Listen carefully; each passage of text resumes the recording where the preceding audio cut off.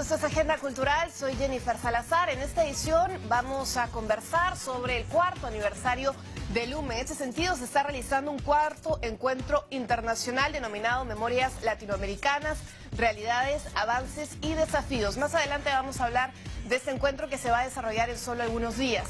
Ahora vamos a hablar también de Ancash. El equipo del proyecto Sechin descubre una estructura piramidal con más de 5.000 años de antigüedad. También hallaron los restos óseos de 3 personas. Una estructura escalonada y restos óseos de 3 personas fueron hallados en el complejo arqueológico de Sechin en la provincia de Casma. La estructura piramidal encontrada por los trabajadores del proyecto Sechin está hecha a base de adobes cónicos y tiene 11 peldaños, los que le dan una altura de 3 metros. Este histórico hallazgo tendría una antigüedad de más de 5.000 años. Definitivamente la arquitectura tiene un fin ritual simbólico, ¿no? Tiene mucha carga simbólica, como verán en las figuras de las litosculturas tienen pues estos cetros o porras en forma de un símbolo escalonado, ¿no? El símbolo escalonado ha sido siempre una simbología, una iconografía muy importante en la ideología andina. Durante el trabajo arqueológico también se hallaron huesos. Uno de los restos óseos es de un adulto que fue desmembrado y otros 2 serían de un niño y un joven. Estos despojos fueron encontrados en los peldaños inferiores de la pirámide hallada. Claro, es muy posible que los restos óseos sean de un individuo que haya sido sacrificado. Eso lo vamos a saber con los análisis que se van a realizar en gabinete por un especialista, ¿no? Vale decir que los restos óseos encontrados serán analizados para descubrir las causas de su muerte. Vamos a otro punto del país. En Huancavelica, una niña asumió el cargo de vicegobernadora regional por un día. Ya en el mando pidió a las autoridades que escuchen y atiendan los derechos de sus compañeros. Huancavelica les desea un feliz Día Mundial de los Niños. Jacqueline Guamán Felipe es una escolar de 16 años que se convirtió en la vicegobernadora regional por un día. Este simbólico cargo fue en representación de todos los niños, niñas y adolescentes de la región Huancavelica. Ella, bajo su efímero mando, expresó su inquietud acerca de la falta de interés e importancia que le dan a este grupo en la toma de decisiones, dejándolos de lado. Estar al mando como vicegobernadora, al menos por un instante, pues es una experiencia muy grata, muy reconfortante, la verdad, donde pues se pudo tomar decisiones a favor y pues haciendo prevalecer los derechos de, como ya lo mencionaba, los niños, niñas y adolescentes. En este evento que fue desarrollado en el gobierno regional de Huancavelica, el vicegobernador Guillermo Quispe cedió su cargo de manera simbólica a la escolar, a quien le entregó una chalina representativa de la región y reafirmó su compromiso de escuchar y trabajar con los niños de la región. Ha sido importante, articulado por supuesto con muchos actores, es la reactivación del Consejo Consultivo Regional, ¿no? Del niño, la niña y el adolescente, ¿no? De esa manera también entiendo también que se va a articular a nivel provincial y a nivel distrital. El compromiso surgió en mantener activo el Consejo Consultivo de Niños, Niñas y Adolescentes. Este tipo de acto tiene una gran importancia para los pequeños de la región, quienes a su vez también pidieron a los medios de comunicación que los escuchen y transmitan sus inquietudes, ya que ellos no olvidan sus derechos y deberes. Somos el cambio y principalmente somos el presente y el futuro de nuestra población huancavelicana. Bueno, queremos ahora compartir con ustedes una información pues que denota la calidad de nuestro cacao. La marca peruana de chocolate Cacao Suyo logró imponerse como el mejor chocolate del mundo 2019 sobre otras marcas con su presentación La Cuna en el International Chocolate Award que se realizó en Italia.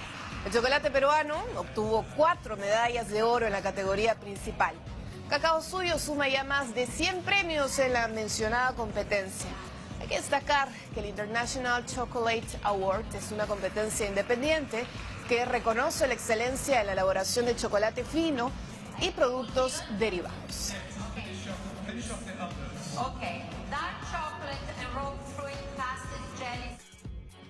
Diversos proyectos tecnológicos se exhiben en la Feria Innovate Perú Summit 2019 en el Centro de Convenciones de Lima. El evento, el primero de su clase en ecosistema de innovación, busca promover los emprendimientos tecnológicos que van de la mano con la ecología, además de impulsar la innovación social, las compras públicas de innovación, la dinamización de ecosistemas de innovación regionales, entre otros. En Innovate Perú también se ofrecerá conferencias con ponentes internacionales en temas de emprendimiento, además de talleres informativos sobre concursos de esta iniciativa del Ministerio de la Producción. Podemos decir que hemos financiado 3.500 proyectos, de los cuales más de 500 proyectos han sido startups, que son esas ideas innovadoras que alcanzan un mercado en muy poco tiempo. Vamos a ir también por regiones para poder presentar las iniciativas que se conozcan en el mercado y que además también puedan captar inversionistas, ¿no? Irving utiliza inteligencia artificial para clasificar diferentes residuos. Entonces, ¿qué vimos en la realidad? Contenedores de colores, pero las personas no lo utilizan correctamente.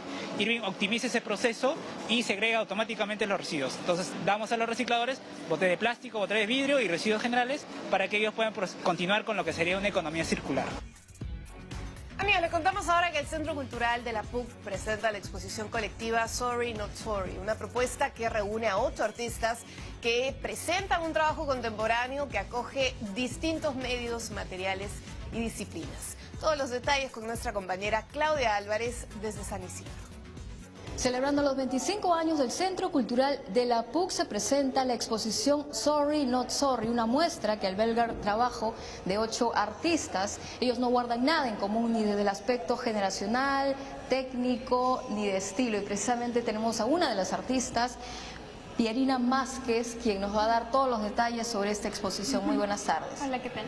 Pierina, Sí. Cuéntanos, ¿cómo así se reúnen ustedes, los 8 artistas, sin nada en común?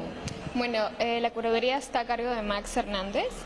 Más que nada la muestra, si bien no tiene nada en común entre nosotros, lo que sí compartimos es nuestros procesos creativos. Sí, es lo que vemos. Sí. Y precisamente queremos saber tu proceso creativo, que son las piezas que vemos en cámara. Sí, este proyecto se llama La Ficción Económica de la Belleza. Es un proyecto que vengo trabajando hace 2 años. Más que nada retrata un instante en la vida de mis amigas del colegio entre el trabajo doméstico y la fiesta. Yo siempre trato de utilizar materiales domésticos cotidianos, todos son o cuadernos o telas, trapos de cocina, que en su construcción, o sea, en la construcción de las piezas, también he utilizado joyas, materiales de arreglo femenino, pero también en contraposición con los trapos y todos estos materiales que hay en la sala o en esta parte de acá, encuentran como una contradicción de ser el trapo en la cocina y el arreglo en la mujer. Entonces, entre esa intersección es donde yo encuentro muchas preguntas. Y ¿Preguntas como las cuales? Como si es que es posible en ciertos niveles económicos trabajar y divertirse al mismo tiempo. Yo siempre parto de recuerdos como cuando estaba en el colegio y mis amigas o yo teníamos que trabajar después del colegio para luego en la noche tratar de divertirnos, salir a bailar, y era como un espacio del tiempo en que Entre también... los quehaceres y también tu divertimento, la vida diaria con los amigos, pues, sí, ¿no? Ajá, tal cual. Entonces, también pensar en cuál es la estética en la que yo he crecido durante mi adolescencia, que no responde a la estética la cual me han enseñado en la universidad, y ser más consciente sobre los elementos y la circulación de estos elementos de manera económica, como los trapos, quiénes utilizan estas joyas, por qué lo hacen, en qué nivel económico todo esto se maneja. Eso es algo que me importa bastante. Muchísimas gracias, Pierina. Y como lo dije al inicio, esta exposición se constituye sobre la base del trabajo de 8 artistas y vamos a conocer a otro de ellos, Diego Paolo Ríos Álvarez. Buenas tardes. Bueno, mi trabajo parte básicamente de la reutilización, en este caso de telas sobre todo. Yo trato de hacer un puente entre lo que fue la cultura Paracas y lo que es Gamarra hoy en día, ¿no? Bueno, busco en los saldos de exportación y trabajo básicamente con saldos que recorto, ¿no? Y hago pego a manera de collage, no evito coser a pesar de que son textiles. Justo Pierina nos manifestaba, o sea, si bien el concepto asegura que ustedes no guardan ningún tipo de relación, ni generacional, ni metodológica, ni técnica, pero veo algo de parecido con ella, que reutilizan cosas. Sí, hay ciertos elementos que tenemos en común con ciertos artistas, hay puntos, encuentros en común, con algunos, por ejemplo, en el caso del textil, con otros en el caso de reutilizar materiales. Como en este caso que reutilicé un pal, ¿no?, de la calle y encima le puse una tela y bueno, trabajé sobre eso, ¿no? En el caso del objeto que está ahí abajo también, ¿no? Es un objeto que encontré en la calle y que yo le cambio el significado al intervenirlo y darle como una carga ritual, ¿no? Eso es lo que más me interesa trabajar, de manera como si fuera un chamán, ¿no?, de la ciudad que a los objetos cotidianos les entrega una carga, ¿no? Una segunda vida. Pero se podría decir que también ese es el punto de coincidencia entre ustedes 8, ¿no? Bueno, entre ustedes 2 en todo caso, ¿no? Sí, por ejemplo, más de allá buscar una segunda vida a los objetos, sí, a través del arte. de lo que fue el objeto, ¿no?, el cotidiano y a través de este proceso artístico, bueno, cada uno tiene sus intenciones. Para mí es un ritual, para Pierina de repente tiene otras connotaciones, pero parte de lo mismo, ¿no? Para finalizar, una invitación general a nuestro público, ¿dónde y hasta cuándo va a estar esta exposición? La exposición está aquí en el Centro Cultural de la Universidad Católica hasta el 26 de enero del 2020. La pueden visitar de 10 de la mañana a 10 de la noche, si no me equivoco. Muchísimas gracias. Una exposición totalmente libre y a disposición de todos ustedes. Con esta información regresamos a estudios. Gracias, Claudia, por esos detalles. Vamos ahora al plano internacional. En Austria, después de años de disputas legales, el gobierno decidió convertir en una comisaría, la casa del dictador alemán Adolf Hitler. La decisión fue adoptada para evitar que se construya un templo neonazi en el edificio que fue adquirido por las autoridades hace 2 años. Para la remodelación de la vivienda, ubicado en el centro de Braunau am Inn, se realizará un concurso de arquitectura en el 2020 a nivel de toda la Unión Europea y el jurado deberá elegir el mejor diseño. El inmueble donde nació Hitler continúa atrayendo a simpatizantes nazis de todo el mundo.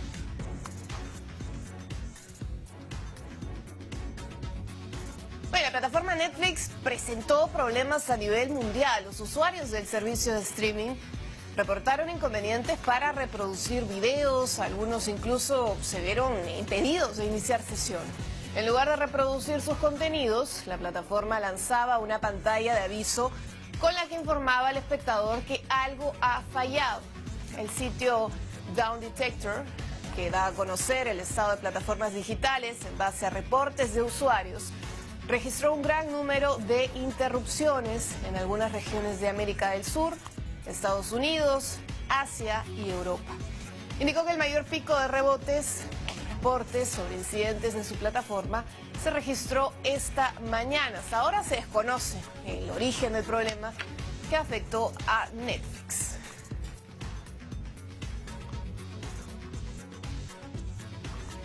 Roberto Benigni regresa a la pantalla grande con la nueva versión de Pinocho, en la que interpreta a Geppetto, el actor italiano que se hizo mundialmente conocido con la película La Vida es Bella y cuya interpretación le valió además un premio Oscar a Mejor Actor. Participó de una versión del clásico de la literatura en el 2002, dándole vida al Niño de Madera. Esta película, basada en la historia de Carlos Lorenzini, escrita hace más de 130 años, llega meses antes de la versión que prepara Guillermo del Toro para una conocida plataforma digital. Pinocho llegará a los cines italianos el próximo 25 de diciembre. Hacemos una pausa, regresamos con más. Esto es Agenda Cultural.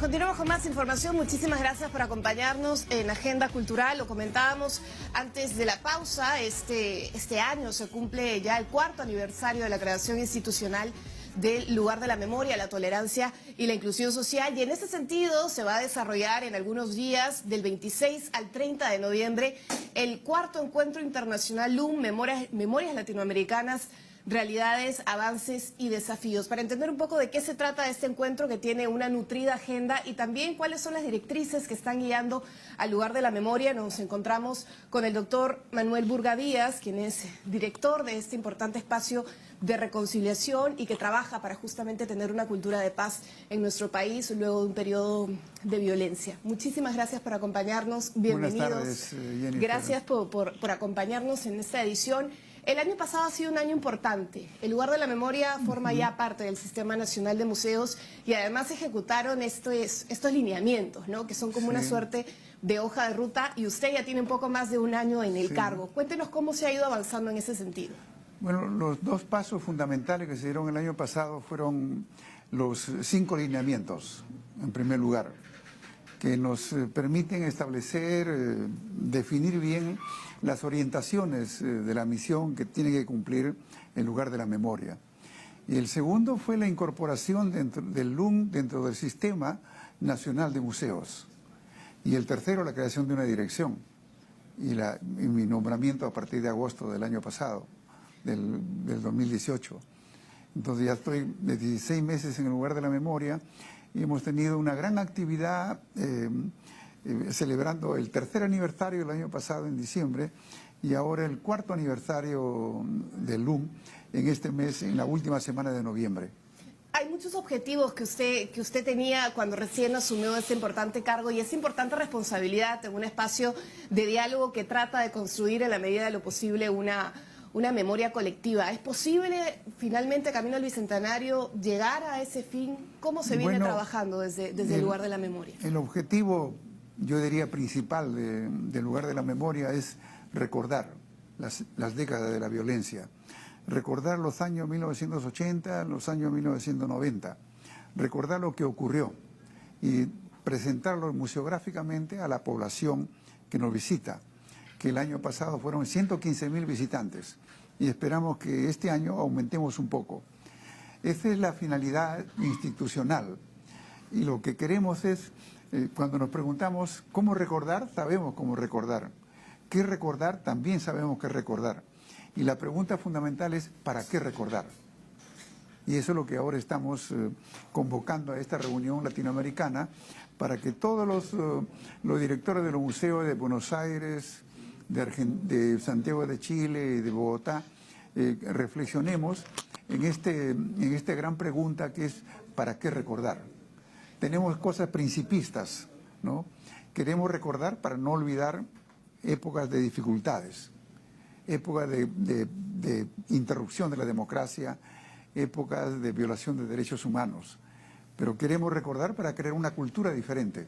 Y una cultura de reconciliación tan necesaria, sobre todo camino de los 200 años del Bicentenario. Usted comentaba, por ejemplo, que uno de los objetivos que tenía dentro de su gestión era que el lugar de la memoria sea un espacio también para escolares. En aquel entonces, el año pasado, usted señalaba que, por ejemplo, el 80% son de colegios privados y la idea es abrir espacios para toda la ciudadanía, sobre todo en aquellos jóvenes que no conocen o no vivieron este periodo de violencia y lo que representa y los rezagos que aún continúan. Sí, esa es una parte que hemos puesto mucha atención durante este año 2019, que el porcentaje de colegios públicos aumente. El porcentaje el número de colegios privados ha aumentado, pero el porcentaje de los públicos ha aumentado dentro del número total de colegios.